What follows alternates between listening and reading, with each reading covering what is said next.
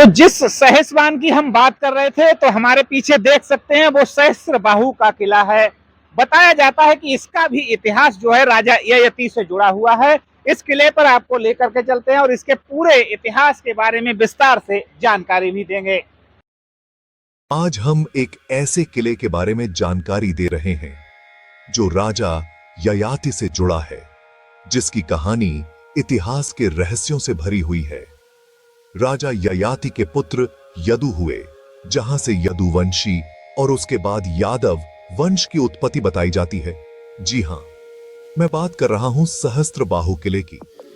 उत्तर प्रदेश के बदायूं जिले में सहसवान अपने अंदर पूरा इतिहास संजोए है, चाहे वह रामायण काल हो, खिलजी वंश हो या फिर मुगल साम्राज्य। सहसवान ने हर दौर में अपना नाम इतिहास के पन्नों में दर्ज कराया है।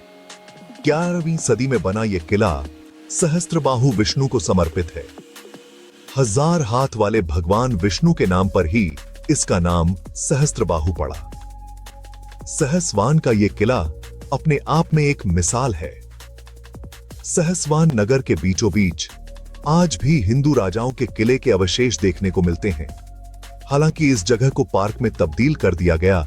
कहा जाता है कि यहां राजा सहस्त्रबाहु द्वारा भगवान परशुराम की कामधेनु गाय को चुरा लिया गया था, जिसके चलते परशुराम ने महल पर हमला करके उसे तहस नहस कर दिया था।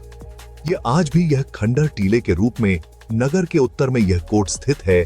इस किले की खासियत यह है कि इसे बिना किसी जोड़ के सिर्फ पत्थरों से बनाया गया है। एक एक पत्थर को इतनी सफाई से तराशा गया है कि वो दूसरे पत्थर से बिल्कुल मिल जाता है। इस खंडर नुमा टीले पर आज भी बहुत दर्शक आते हैं। इस टीले की इतनी ऊंचाई है कि यहां से नगर के 4 तरफ निगरानी की जा सकती है। बदायूं के सांसद रहे धर्मेंद्र यादव ने इसको पर्यटन स्थल के रूप में विकसित किया है। इस टीले पर जाने के लिए सीढ़ियों को बनाया गया है और इसका सौंदर्यकरण किया गया है, जो उस वक्त के धर्म और संस्कृति को दिखाते हैं। सहस्त्रबाहु किला सिर्फ एक बेहतरीन इमारत नहीं है, बल्कि ये कई ऐतिहासिक घटनाओं का गवाह भी है। कई राजाओं ने इस पर राज किया और सबने इसमें कुछ न कुछ नया जोड़ा। एक और मजेदार बात यह है कि इसकी जगह बड़ी सोच समझ कर चुनी गई थी। यह किला एक ऊंचे पहाड़ पर बना है, जिससे दुश्मनों पर नजर रखना आसान था। इसकी मजबूती और ऊंची जगह की वजह से इसे जीतना बहुत मुश्किल था। बस इतना ही सहस्त्रबाहु किले के रहस्यों के बारे में। सहसवान ने हर दौर में अपना नाम इतिहास के पन्नों में दर्ज कराया, लेकिन जब हम सहसवान के हालात पर नजर डालते हैं, देखते हैं कि जो हर दौर में इतिहास में अपना नाम दर्ज करा चुका है, वह आज भी विकास के क्षेत्र में अपना नाम दर्ज कराने में असफल रहा है। न तो यहां पीने के लिए स्वच्छ पानी मुहैया हो पाता है, न ही यहां विद्युत व्यवस्था है और न ही यहां पर सड़कें देखने को मिलती हैं। यह बदनसीबी है सहसवान की, जिसने इतिहास में अपना नाम तो लिखा, लेकिन वह खुद कहीं गुम होकर रह गया। तो जिस सहस्त्रबाहु किले की बात की थी, कोट टीले की बात की थी, तो आज हमारे साथ यहाँ स्थानीय पत्रकार सोनू यादव मौजूद हैं। सोनू यादव का मैं परिचय करा दूं कि ये बदायूं जनपद के टाइम्स नाउ नव भारत के पत्रकार हैं और बहुत ही लोकप्रिय पत्रकार हैं। तो सोनू भाई, भारत दर्पण यूपी 24 में आपका स्वागत है। और इस कोट टीला, चूंकि यहाँ के पास में ही सरसोता है, तो कोट टीला के बारे में आप थोड़ा बताइए हमारे दर्शकों के लिए। देखिए, ऐसा इतिहास में है कि राजा सहस्त्रबाहु हुआ करते थे और राजा सहस्त्रबाहु का यह किला था। राजा ययाति से जुड़ा हुआ पूरा कहीं ना कहीं इतिहास जो पूरे बदायूं का है वो है। और इसमें सहस्त्रबाहु ऐसा बताते हैं कि ऋषि जमदग्नि जो है, यहाँ जिस टीले पर हम मौजूद हैं, यहाँ से 5 किलोमीटर दूर ऋषि जमदग्नि का आश्रम था और वहाँ पर उनके पास एक कामधेनु गाय थी, जिसमें राजा सहस्त्रबाहु शिकार करते हुए ऋषि जमदग्नि के आश्रम तक पहुँचे थे। और बताया जाता है कि राजा सहस्त्रबाहु ने जो है ऋषि जमदग्नि से उनकी गाय जबरदस्ती वो मतलब गाय को कहीं ना कहीं अपहरण करके ले आए थे। और उसके बाद जो परशुराम आश्रम पर पहुँचे थे अपने पिता के, तो उनके पिता ऋषि जमदग्नि थे, उन्होंने बताया कि राजा सहस्त्रबाहु उनके जो कामधेनु गाय है उसको जबरदस्ती ले गए हैं, चोरी करके ले गए हैं।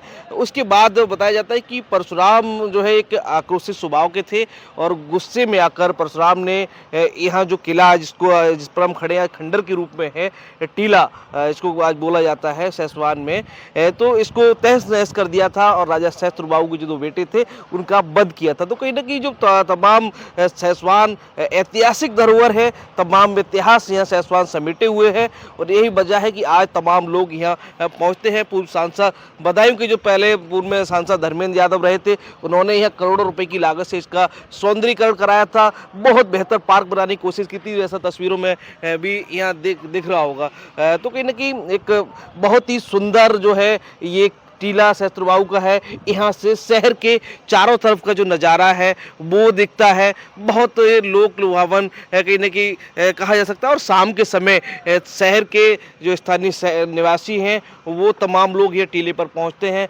बैठते हैं, आराम करते हैं और टहलने का भी काम करते हैं। लंबी सीढ़ियाँ चढ़ने के बाद इस टीले पर पहुँचते हैं लोग। तो कहीं ना कहीं इस टीले का एक बहुत रहस्यमयी इतिहास है और आज इतिहास के पन्नों में इस चीज़ को दर्ज जो है किया गया है। जी सोनू, ऐसा बताया जाता है कि राजा ययाति हुए थे, उनके बेटे कई बेटे हुए थे, एक पुरु और यदु। तो ये पुरु वंशज का भी किला बताया जाता है जिसमें ही सहस्त्रबाहु अर्जुन के नाम से जो है मौजूद थे। देखिए बिल्कुल राजा ययाति के पुत्र पुरु थे और उन्हीं के एक सहस्त्रबाहु, तो कहीं ना कहीं सहस्त्रबाहु के नाम से ही इस नगर का नाम सहसवान पड़ा था। तो राजा सहस्त्रबाहु राजा ययाति से जुड़ी तमाम जो ऐतिहासिक धरोहरें हैं वो बदायूं में हैं और बदायूं से राजा ययाति का जो है एक नाता रहा। सीधे तौर पर कहा जाए तो यदुवंश की जो उत्पत्ति है वो बदायूं से हुई है और उसी में ये किला जो है जिस पर हम खड़े हैं ये खंडर के रूप में इसका सौंदर्यीकरण हो गया है और यह कहीं ना कहीं बेहद आज भी सुंदर दृश्य जो है वो दिखता है। तो ये राजा सहस्त्रबाहु का एक किला हुआ करता किसी दौर में, लेकिन कहीं ना कहीं आज हम देखें तो देख रेख के अभाव में जरूर यहाँ पर अवस्थाएं देखने को मिल रही हैं, लेकिन राजा सहस्त्रबाहु राजा ययाति से जुड़ा ये पहले किला हुआ करता था और आज वो खंडर के रूप में, टीले के रूप में जाना जाता है। जी बिल्कुल, देखिए सोनू, बहुत बहुत धन्यवाद आपका। सहसवान में हर दौर में अपना इतिहास के पन्नों में दर्ज कराया। हालांकि लेकिन जब हम सहसवान के हालातों पे नज़र डालते हैं तो देखते हैं कि हर दौर में इतिहास में दर्ज कराने वाला सहसवान, हर दौर में इतिहास में दर्ज कराने वाला ये सहसवान है। और सहसवान की जो तस्वीरें आप देख रहे हैं वो आज भी विकास क्षेत्र में अपना जो नाम है वो दर्ज कराने में असफल रहा है। हालांकि सहसवान की और बता दें, चाहे वो अंग्रेजी हुकूमत रही हो या मुगल शासन रहा हो या खिलजी वंश रहा हो, हर दौर में सहसवान ने अपना नाम दर्ज किया। अगर मुगल वंश की बात की जाए तो अकबर के दौर में अब्दुल कादिर बदायूनी और औरंगजेब ने भी यहाँ आकर के अपना इतिहास में नाम दर्ज कराया है। उस दौर में बादशाह औरंगजेब ने धार्मिक स्थल यानी कि सरसौता को 99 बीघा जमीन पट्टे पर दी थी। वहीं दूसरी ओर अगर मुगल काल में अकबर के दरबार में बख्शी के पद पर रहे शहबाज खान ने सहसवान में एक मोहल्ला शहबाजपुर के नाम से बसाया है।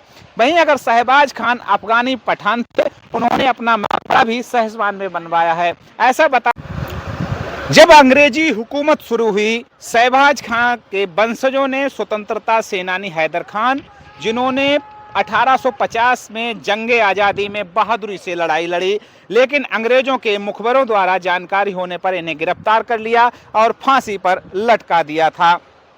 अंग्रेजों से लड़ते लड़ते फिदा हुसैन, मोहम्मद हुसैन और तमाम लोगों ने अंग्रेजों की जो तोपें थी, अंग्रेजों की तोपों के आगे बांध करके अंग्रेजों ने इन्हें उड़ा दिया था। वहीं इकरामुल्ला, मौलवी बिलायत हुसैन, मौलाना अली को एक काला पानी भेज दिया। तमाम ऐसी सहसवान के लोग हैं, सहसवान के इतिहास में नाम दर्ज कराने वाले यहाँ के वीर हैं जिनको अपनी कुर्बानी देनी पड़ी। देखिए, जो यहाँ का इतिहास है, एक इस टीले का संक्षिप्त इतिहास का भी बोर्ड लगाया गया है और सहस्त्रबाहु टीले का संक्षिप्त इतिहास भी लिखा गया है। बताया जाता है कि राजा यति के 5 पुत्रों में से सबसे प्रलापी राजा पुरु के वंशज से उत्पन्न राजा हेय के पुत्र राजा कार्तवीर थे, जिन्होंने सहस्त्रवीर अर्जुन सहस्त्रबाहु के नाम से भी ये टीला जाना जाता है। इन्हीं सहस्त्रबाहु के नाम पर ये नगर का नाम सहसवान रखा गया। तो ये सहसवान का इतिहास है कि सहस्त्रबाहु के नाम पर ही सहसवान का नाम रखा गया। तो आज आप देख रहे थे कि सहस्त्रबाहु का टीला कितना प्रसिद्ध है और कितनी ऐतिहासिक धरोहर भी है। तो देखते रहिए भारत दर्पण यूपी 24।